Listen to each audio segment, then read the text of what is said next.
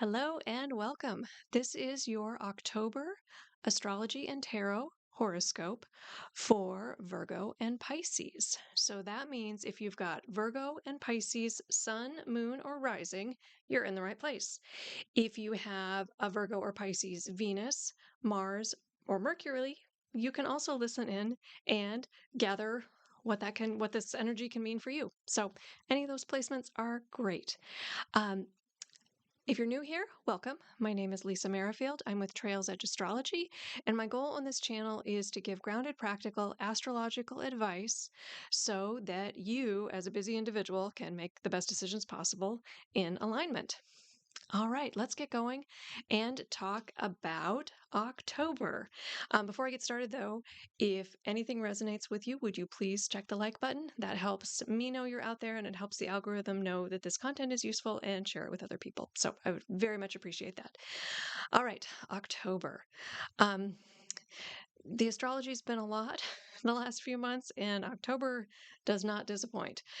It will be busy to say the least, and likely quite intense. So, um, self care is the name of the game right now. Give yourself grace and kindness. Give everyone around you grace and kindness, and just know that the energy's a lot. So, why do I say that, you may ask? Well, we start off October on October 2nd, in fact, with a new moon or solar eclipse in Libra. So, eclipses bring change. Eclipses bring a lot of energy. Eclipses can bring a little chaos, a lot of chaos. So, so all of us are likely to feel this eclipse energy. And you are particularly likely to feel this eclipse energy if you have any placements around 10 degrees or in the middle degrees, maybe 8 to 12 or 13 of Libra in particular, and probably Aries, maybe Capricorn and Cancer. So if you've got anything in those placements, you're going to feel this in a particularly strong way. But all of us will feel this energy. This will be an intense first week of the month. So, if you are a Virgo or a Pisces rising, you will feel this in your money houses. So, your second and eighth house. And this will be about your values, your sense of self worth, your physical and emotional connections to your resources, your interconnections with other people's resources. It's showing up in all of those kinds of areas in your life. If you are if you have Virgo or Pisces placements, I can't tell you in particular where that is. So if you've got a Virgo or Pisces sun or moon, Mercury, Venus, or Mars, I would have to know your rising sign to know exactly where that is. But just know that you are likely to be feeling some energy around wherever Libra and Aries are in your chart. And there's likely to be some illumination around balance, harmony, beauty, Libran kinds of things coming your way.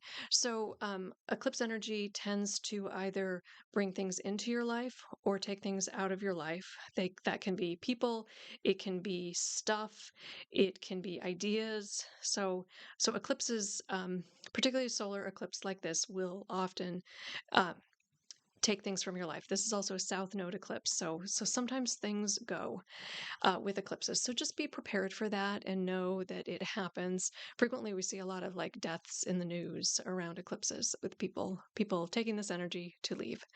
So so this eclipse is intense. It's a lot of energy, and self care is the key.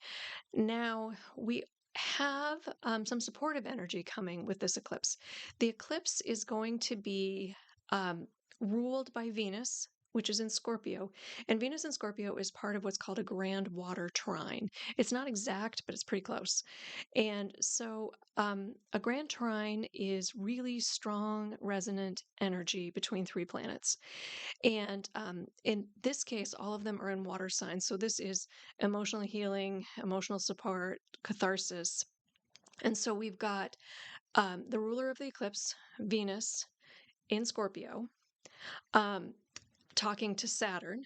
which is in Pisces, and they're both talking to Mars, which is in Cancer. So Venus brings the connection and the relationships and that energy, talking to Saturn, which brings some structure and maturity and some foundations. Also talking to Mars, which brings the ability to act on the energy. And so that's really supportive, and supportive energy that is giving us some foundation to work with this eclipse on. So I don't think it'll be um, outward and aggressive energy, whereas Libra and Aries, where the eclipse is outward aggressive, more aggressive energy. Um, this watery energy is more internal. It is more emotional. It's about more intuition. It's about more feeling, and so don't expect necessarily um, things to happen in the outside world. They may happen in the outside world related to those money houses for you, Virgo and Pisces rising, but this energy will just help you feel emotionally supported, to deal with whatever that comes out. Now, I will say Mars in Cancer can sometimes be a little passive aggressive, so watch out for that. Make sure that you're being direct when you need to be direct. So with this grand trine in water, so the eclipse is happening in your financial houses. Um, this grand trine in water, so this emotional grand trine for those of you with Virgo rising, is happening in your relationship houses.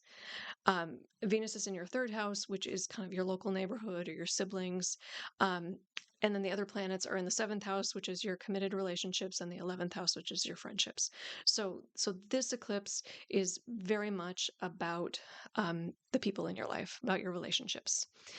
If you are a Pisces rising, this energy is happening in your first, fifth, and ninth houses. So it's in your houses of individuation, how you become who you are, how you show up in the world with, you know, uh, your first house is your physical presence, like your identity.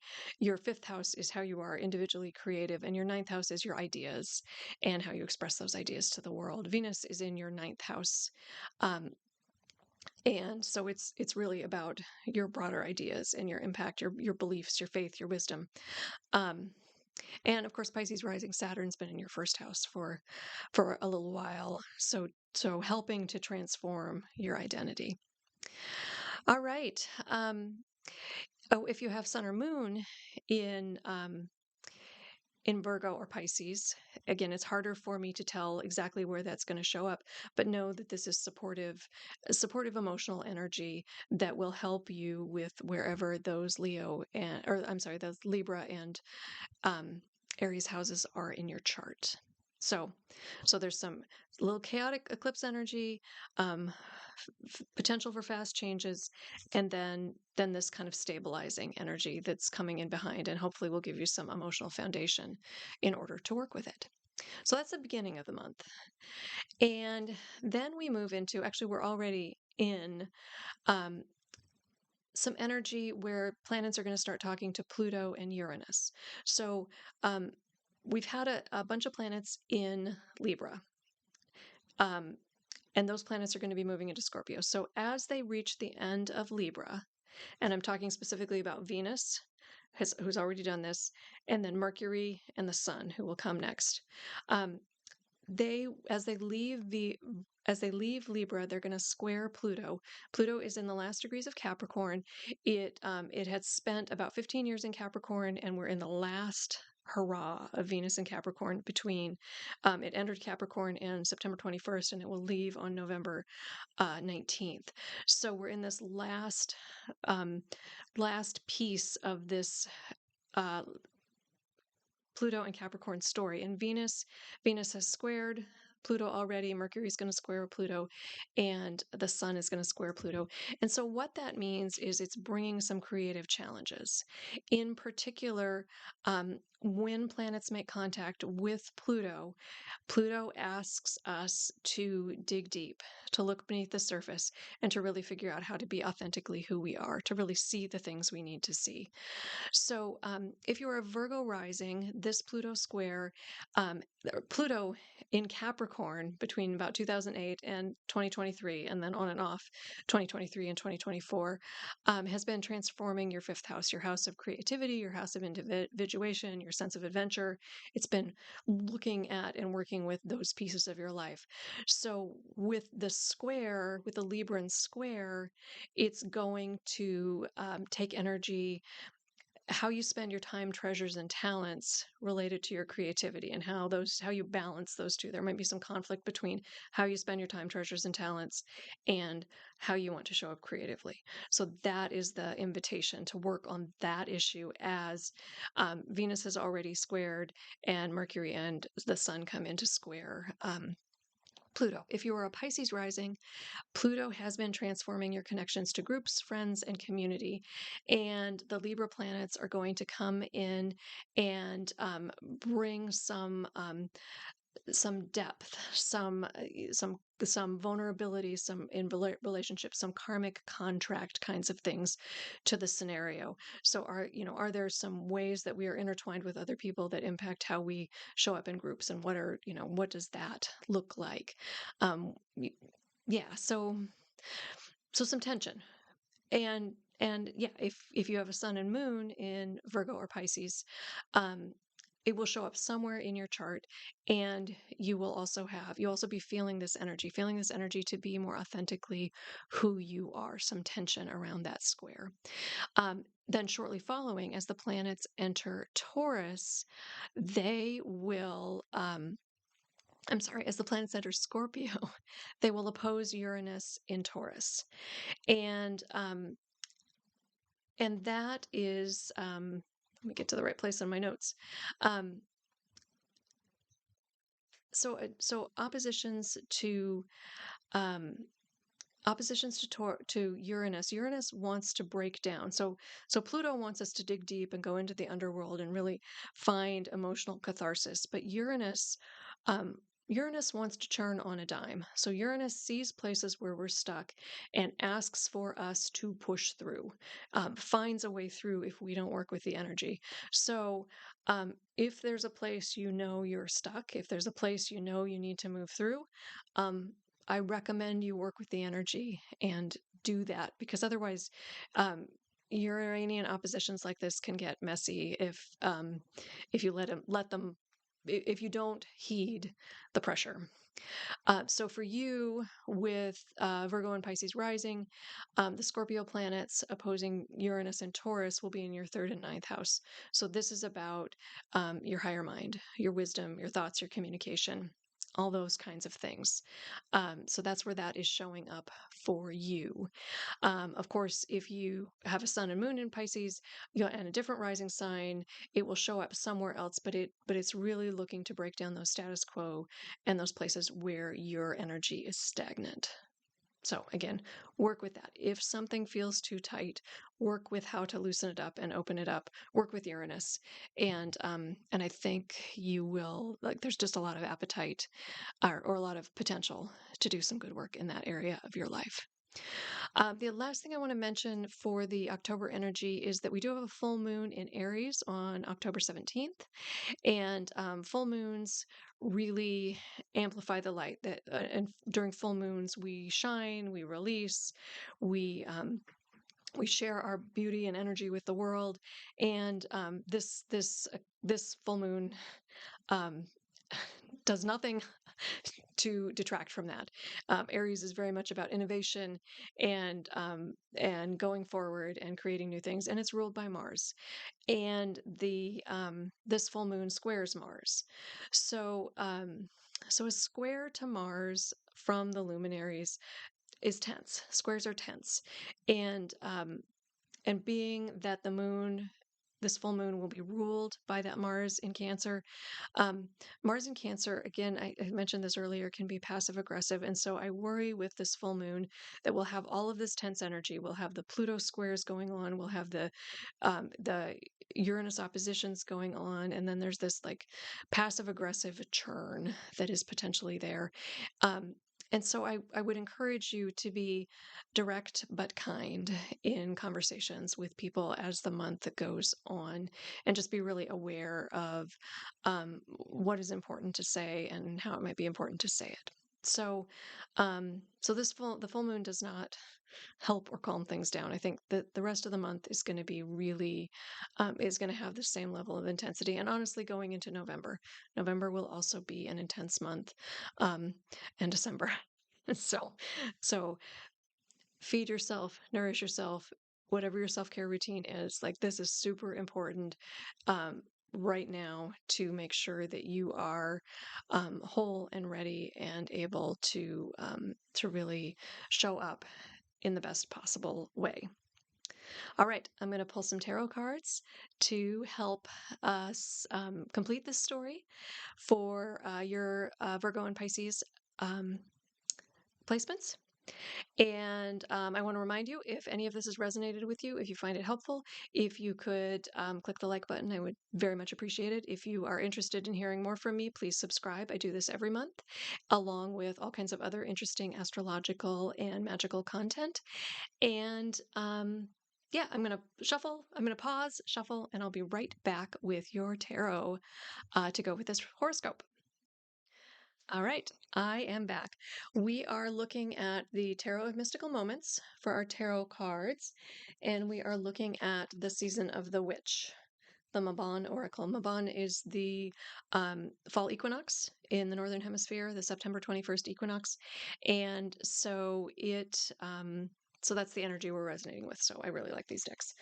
Um, all right, so let's see what the tarot has to tell you. So, what I asked of the tarot was some things you need to release, some things you can start to bring in, and then how to soothe your nervous system. So, I drew 5 cards to answer those kinds of questions. So, what core beliefs do you need to release around this eclipse?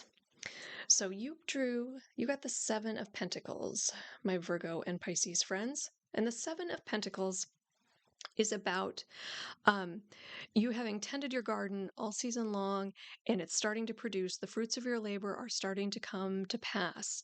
And so you have some belief, some core belief that is not serving you um, about the fruits of your labors. So it could be that that there's a core belief that you have to do everything, that everything is coming at the same time and you have to do it all. Um, or there could be a core belief that you have lots of different things ripening at the same time and you can only do one of them. So there's some decision-making process around the fruits of your labor, around the things that you can do and handle that is not serving you. So the eclipse is happening in your money houses, and so maybe this is related to money. Maybe this is related to, like, what do I do to earn money? When I'm partnered with somebody, how do I share resources? And yeah, that idea that lots of things are coming to the surface, lots of things are bubbling up, and how do you pick which ones? And so there's something you need to release about fear around, like, picking the next best things, or whittling down so that you have the right array um of ripe fruit to go forward with. Yeah, you can't do it all. You can do some, and so there's that sweet spot between how much can you really handle and how much is too much. So there's some core belief around that for you, around what abundance looks like for you, that will be beneficial for you to release during this eclipse season. So, related to that, what core behaviors do you need to release? And you got the 6 of Pentacles. So, we got a 7 of Pentacles and a 6 of Pentacles. And the 6 of Pentacles is all about service. And as a Virgo or Pisces, you're very service oriented. You give much to other people. And the 6 of Pisces is encouraging you not to let the balance of power be off. So frequently in a 6 of Pentacles card, there's a little, like an invisible hand kind of guiding the process, guiding the two people who are having this exchange. So the balance of power can be off frequently, and particularly with Virgo and Piscean energy, sometimes we overgive. Sometimes we do too much for other people. And so I think there is something about you making sure that when you give or when you do for others, that you are doing it in a way that you're not giving more of yourself than you're getting back. So there's some behavior um, over what it looks like when you help other people, and balancing that out. Hopefully that makes sense. All right, so this season we are definitely moving things along, and we need to start clearing things out. But another piece of this season, if we look to like the harvest metaphor, we've gone through the summer, we had the blooms, we had the fruit. The fall equinox is when we harvest the crop, and then we are in the season where we've left a few tomatoes on the vine so that they can set the seeds, so that those seeds can then be planted and germinate next spring. So we are at a point in the year when we could start to think about what it is we want to put into those seeds, what energy we want to put in so that we can bring it forward come spring. We're not starting anything. We're just starting to see like what needs to be cleared out in order to bring something in. So my next question is, what seeds are you ready to set? What are you ready to do? And you got the Hermit. So there is something about a solo journey in all of this.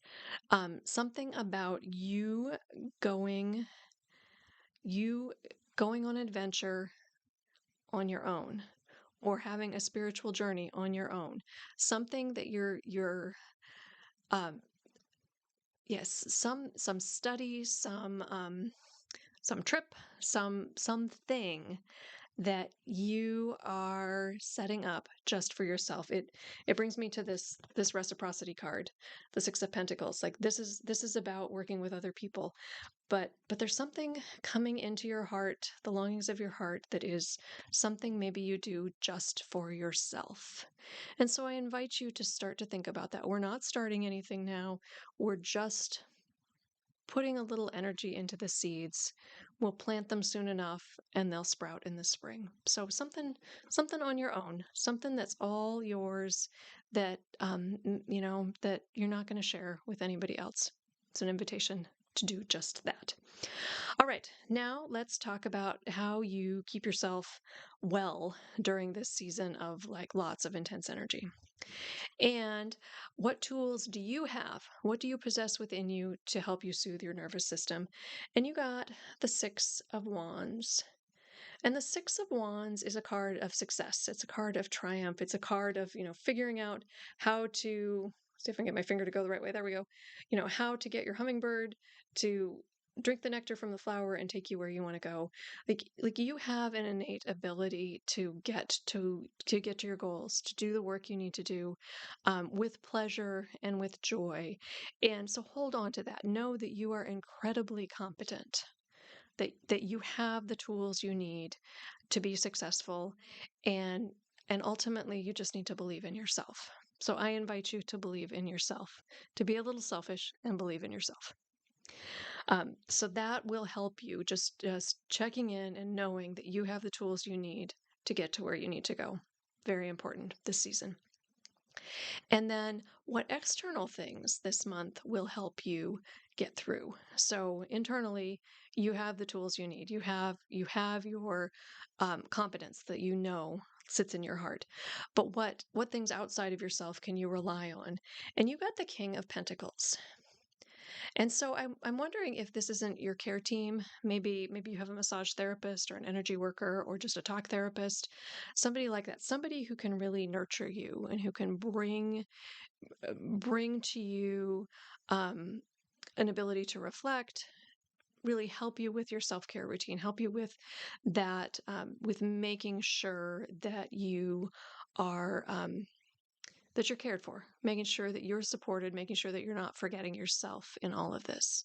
So I would look to somebody outside yourself, a leader outside of yourself, who can help nurture you and help keep you in line, help you process any energy that comes up. So there's somebody out in your life, or something, or some service in your life that can help you do that. And I really encourage you to take advantage of that, and to use those resources to rely on your care team during this potentially stressful time. All right, and then I pulled a card from the Season of the Witch deck, and you got Mead and Wine. And it says, um, your presence embodied tasting, the pleasure flowing through your being. Let me read that again. Your presence embodied, tasting the pleasure flowing through your being. So this card is all about having fun, finding joy, doing things that make you feel whole and satisfied, even if they're not practical, even if you don't necessarily know where you're going. But find things that really feed your soul, not other people's soul necessarily, not where you're helping somebody else out, or you're going on vacation, and so you're making sure everybody else gets to do what they want. This is about make sure you're included in the equation. Make sure that you get to do what you want to do as well. That you put yourself at least equal to everybody else around you. All right, Virgo and Pisces, I hope this was helpful. If it was, check the like button for me. Helps me know you're there, helps the algorithm know you're there, and that helps other people find me. If you want to hear more from me, like, subscribe, all that good stuff. Love to hear your comments, and I'll see you next time.